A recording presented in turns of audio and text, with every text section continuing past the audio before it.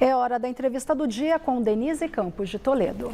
E eu converso agora com o Carlos Zaratini, que é deputado federal pelo PT de São Paulo, vice-líder do governo no Congresso. Vamos falar das pautas aprovadas no ano passado, as expectativas para este ano. Deputado, boa noite. Boa noite, muito obrigado pelo convite. Eu que agradeço a sua participação, a presença aqui no Jornal da Gazeta. E vamos começar fazendo um balanço do ano passado, né? Durante todo o ano passado, se falou muitas dificuldades de articulação do governo. Ele teve de se aproximar mais do centrão, fazer uma recomposição, inclusive, do Ministério. Teve aquela liberação de emendas concentrada nos dias anteriores a votações relevantes. Conseguiu aprovar muita coisa importante. E aí eu ressalto, inclusive, na área econômica, mas também teve derrotas, né? Teve aquela questão de marco do saneamento, que se propôs uma revisão, e vetos derrubados, né? Que é uma coisa difícil de se ter essa mobilização no Congresso. Queria saber o seu balanço como vice-líder. Olha, eu acho que o balanço é muito positivo, né? Nós tivemos a gente tem uma dificuldade real, né? Nós temos um governo que é de centro-esquerda e um Congresso majoritariamente de direita. Então, logicamente, para você aprovar projetos daquilo que o governo se propôs a fazer, tem que haver uma ampla negociação com o Congresso, uma negociação que passa não é só pela participação no governo, pela liberação de emendas, mas uma negociação de conteúdo, uma negociação onde você vai tratar exatamente do que vai ser aprovado. E essa negociação foi fundamental para que a gente aprovasse projetos importantes, como você falou. O principal deles foi a reforma tributária, sem sombra de dúvida, mas também projetos que recompuseram as receitas do governo, que estavam profundamente desarrumadas, desgastadas, enfim, com grande dificuldade, não só para o governo federal, como para os estados e para os municípios. E tem inclusive essa discussão toda em torno da possível meta, mudança ou não da meta do arcabouço fiscal para o próximo ano, e há divergências dentro do PT. Eu queria saber isso, como é que fica essa situação interna, porque tem parte do partido que defende, inclusive integrantes do governo, gastos maiores, como uma política, inclusive, de estímulo ao crescimento, e a área econômica, principalmente, liderada pelo Haddad, defendendo um ajuste fiscal mais sério.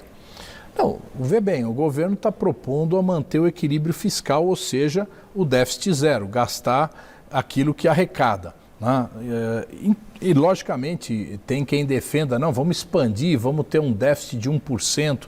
Eu digo a você, 1% de déficit ou zero, a diferença é muito pequena, certo? Nós temos que procurar equilibrar o orçamento, recompor as receitas do governo, para exatamente a gente possibilitar que haja uma redução da taxa de juros e o país poder retomar o crescimento, já retomou o crescimento, mas a gente retomar com mais vigor. E temos que buscar outras fontes de receita para a gente ter um PAC muito mais vigoroso do que o que nós estamos tendo agora. Esse PAC previsto para esse ano, de 2024, é 1/3 do que a Dilma aplicou no PAC na época dela. Então nós precisamos retomar esse crescimento, nós precisamos fazer com que o país tenha mais investimento. Nós temos recursos do petróleo em abundância, nós temos recursos das reservas internacionais, nós temos que viabilizar que esses recursos financiem esses novos investimentos e o país possa crescer de uma forma mais acelerada, mais vigorosa. Agora, para viabilizar esse aumento de receita e promover o ajuste das contas, o governo comprou algumas brigas. E uma delas foi agora, no finalzinho do ano, eu comentava pouco a respeito disso, que é a desoneração da folha. O governo foi derrotado porque ele vetou o projeto aprovado pelo Congresso e com uma maioria bastante ampla, o veto foi derrubado. A Haddad veio com essa nova proposta através de medida provisória, que na verdade reverte ou tenta reverter a decisão que foi do Congresso. Então tem um embate aí entre os poderes. Como é que o senhor vê essa situação na retomada dos trabalhos? Olha, esse assunto da desoneração, ele vem desde 2011, 2012 e sempre teve discussões e divergências. É bom lembrar que o próprio Bolsonaro teve os seus vetos derrotados em relação a isso, né? O Congresso derrubou os vetos do Bolsonaro exatamente no mesmo projeto no mesmo tema. Qual a diferença? A diferença foi que o Bolsonaro falou, tá bom, deixa do jeito que está. E o que o Haddad está fazendo, o Lula está fazendo? Vamos fazer uma proposta, vamos discutir essa proposta com o Congresso, vamos reorganizar as fontes de financiamento da Previdência Social. Porque o que nós estamos tratando aqui, essa desoneração, é exatamente da contribuição para a Previdência Social. E por que não um projeto de lei em cima MP que traz uma insegurança jurídica? Eu queria colocar esse ponto, que a diferença é que agora foi lá no finalzinho do ano, não é? Exato. Então, foi publicada já na virada do ano a MP, né? Então, os empresários não sabem com qual situação vão lidar de fato, porque essa MP pode ser devolvida, pode ser rejeitada pelo Congresso, né? Ela pode prevalecer, começar a valer a partir de 1º de abril, e isso implica custos elevados, dependendo da composição da empresa, do quanto ela tem de mão de obra, né? Sem dúvida nenhuma. É importante ter esse planejamento e vamos dizer assim que o fato de não ter sido enviada antes é uma crítica que tem razão de ser, mas a gente também estava com uma pauta atolada, o Ministério da Fazenda discutindo dentro do Congresso a reforma tributária, a MP 1145 e várias outras medidas importantes. Então, nós atrasamos, evidente, isso é um problema, mas não há dúvida, a disposição do governo em discutir com o Congresso. É lógico, uma MP ela vai ser avaliada, ela nunca sai do jeito que entrou, né? O governo manda um projeto, ele sai diferente, porque existe negociação e é isso que a gente quer fazer, quer colocar a casa em ordem. Né? Não é possível a gente fazer uma reforma da Previdência tirando direitos dos trabalhadores. Nós temos que recompor as receitas, nós temos que recompor as fontes de arrecadação da melhor maneira possível, que impacte o menos possível no processo produtivo, para que de fato o país possa avançar e a gente garantir os direitos dos aposentados e dos que vão se aposentar. Agora, em 2023, houve uma prioridade muito grande com essas pautas do lado econômico para ampliação da receita, retomada dos programas anteriores do PT quando esteve no governo, então Minha Casa Minha Vida, Bolsa Família, estímulos ao FIES, inclusive com renegociação de dívidas, o ProUni, lançou o Desenrola, que o endividamento é um problema muito sério aqui no Brasil, inadimplência.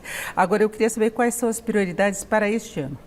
Olha, primeiro eu queria acrescentar na sua lista o pagamento de 91 bilhões de precatórios que tinham sido jogados lá no vamos ver quando pode pagar, pelo Bolsonaro. Nós resolvemos isso, limpamos os precatórios. Então isso foi uma coisa importantíssima também para a gente garantir a continuidade do processo econômico no país. Agora, esse ano, que nós já estamos em 2024, nós vamos ter a discussão da regulamentação da reforma tributária, nós vamos fazer a reforma do imposto de renda, porque não é possível que a classe média tenha uma carga de impostos tão alta, nós precisamos redistribuir essa carga, quem tem muito tem que pagar mais, os bilionários têm que pagar mais, a tributação sobre lucros e dividendos tem que voltar, então nós vamos ter um grande debate nisso. Esse debate é para quê? Para a gente ter uma tributação mais justa para o povo brasileiro. Quem tem pouco paga pouco, quem tem mais ou menos paga um pouco e quem não tem muito paga muito. Essa que é a justiça tributária em qualquer país do mundo. Tinha inclusive a promessa do presidente de um aumento maior da faixa de isenção, ele foi naquele limite, teve uma pequena correção, mas não dava exatamente por comprometer a gestão fiscal. Agora, nessas brigas em aberto, ainda tem a questão do marco temporal. Houve recurso, inclusive, do PT e outros partidos junto ao STF, porque foi derrubado também o veto do presidente em relação ao marco temporal, e há a possibilidade de uma emenda constitucional a ser discutida no Congresso. Então, como é que fica essa história para 2024? Olha, o governo tem toda a disposição de discutir esse tema, né? É uma necessidade, é um problema real. O Supremo já firmou posição contrária ao marco temporal, é bom que se diga, por isso que houve o recurso ao Supremo. O Congresso derrubou o veto e aprovou o marco temporal, por consequência, mas existe toda a disposição do governo de achar uma solução negociada que defenda os interesses dos povos indígenas e também os interesses dos agricultores, né? Então, a gente tem que Um país com tanta área como tem o Brasil, e eu não estou falando aqui da floresta amazônica, estou falando de áreas que já foram ocupadas, que já foram utilizadas pela agricultura. É tanto espaço que a gente tem, certo? Que não é possível a gente ter um conflito nessa proporção por conta de algumas poucas áreas no país inteiro. Então é possível negociar e é esse caminho que a gente vai apostar.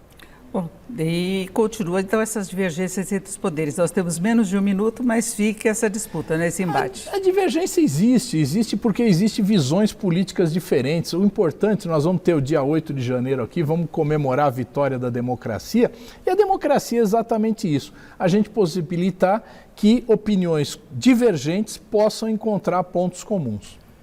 Obrigada, eu agradeço muito a participação de Carlos Zaratini, que é deputado federal aqui por São Paulo, pelo PT, e é vice-líder do governo no Congresso. Deputado, mais uma vez, obrigado, uma boa noite. Obrigado a você. Luciana.